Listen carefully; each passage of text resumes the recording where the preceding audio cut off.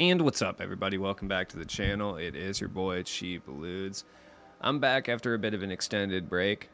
I decided to take a few days off before 2K23. 2K22 was sucking the soul out of me, honestly. So you might notice the surroundings are a little different. I'm in my new area. I have no soundproofing up at the moment, so it's probably bouncing sound all over the place and sounds like I'm in a wind tunnel at the moment, but it's all good.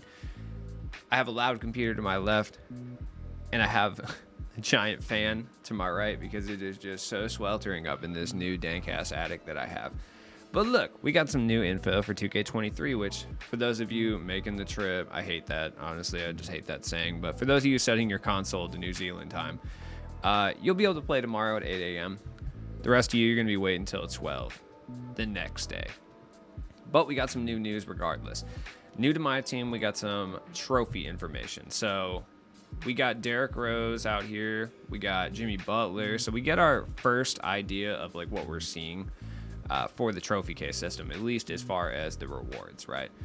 96 Derrick Rose, 96 Brandon Jennings, which you can tell I haven't even looked at this stuff because the fact that I see Brandon Jennings up in here makes me so excited.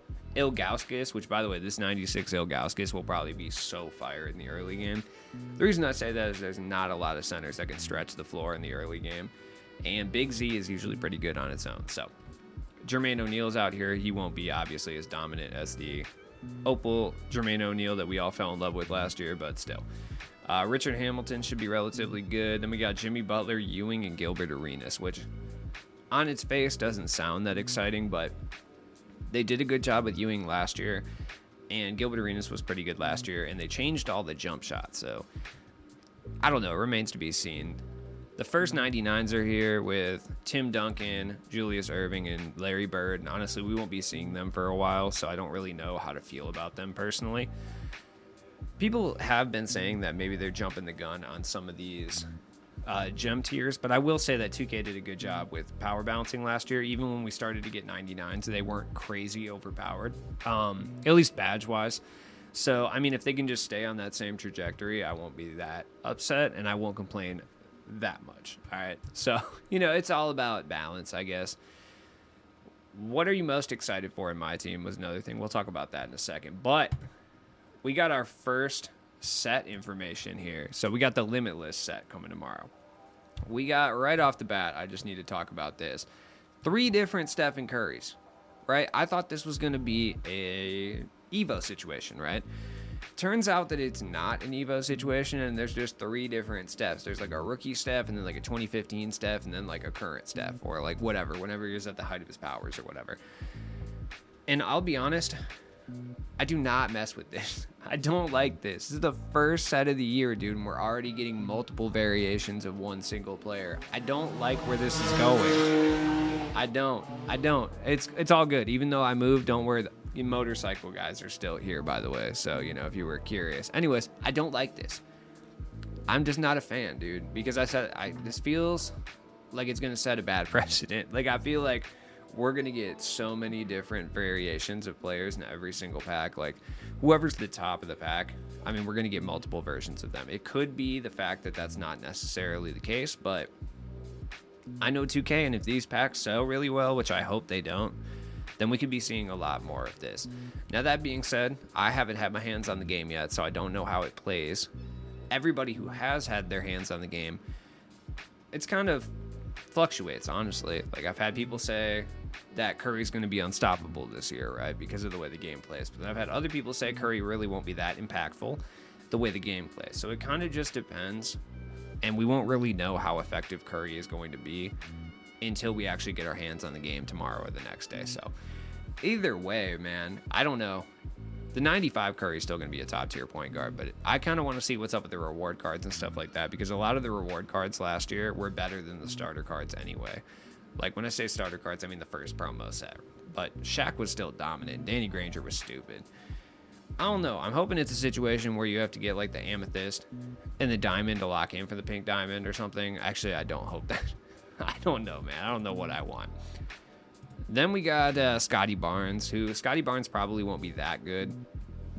I got it on 240p right now just because I have a giant monitor right now and I keep pausing it. But Scotty Barnes probably won't be that impactful. I think he'll be good defensively, and he'll have a nasty mid-range for sure. And I think he'll have at least like a 70 to a 75 three-pointer.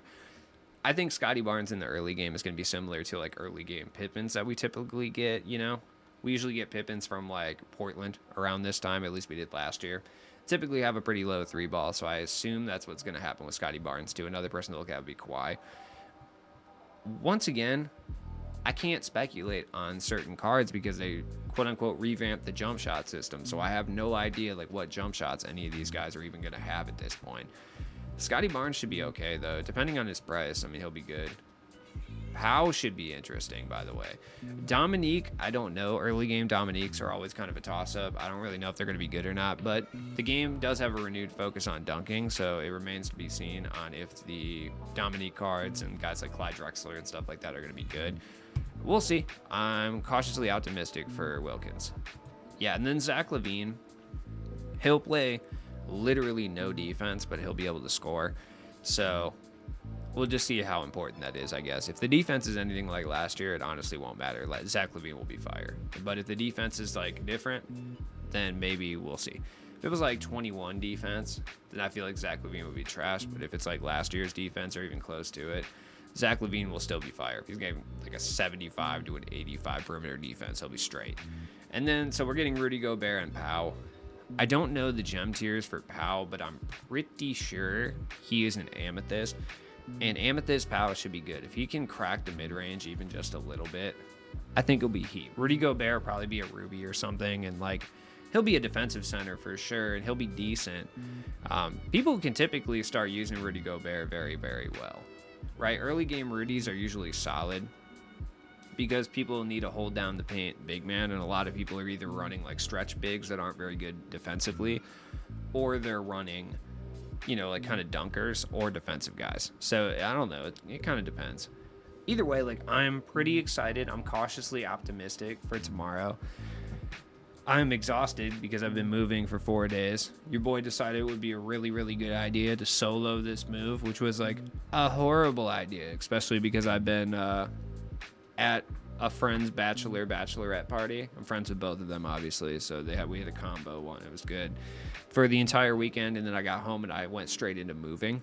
So I haven't uploaded in 4 days because I'm just exhausted. I feel about as dead as I look right now, but that is not going to stop me from being up at 8 a.m. Central Time tomorrow just playing 2K23 on New Zealand servers, dude. I don't care.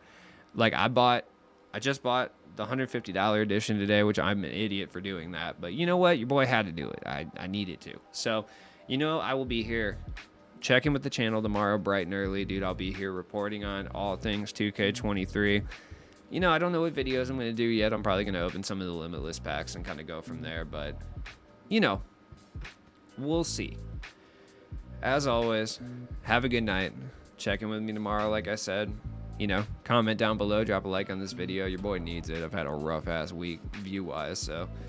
But I'm at the new place now. Some more content incoming, so peace. Also, drink liquid death, dog. It's water, but it makes you look like you're like tough or whatever. I don't know. I'm not sponsored by them, but I'm trying to audition. How did I do? I hope it was good. Crisp.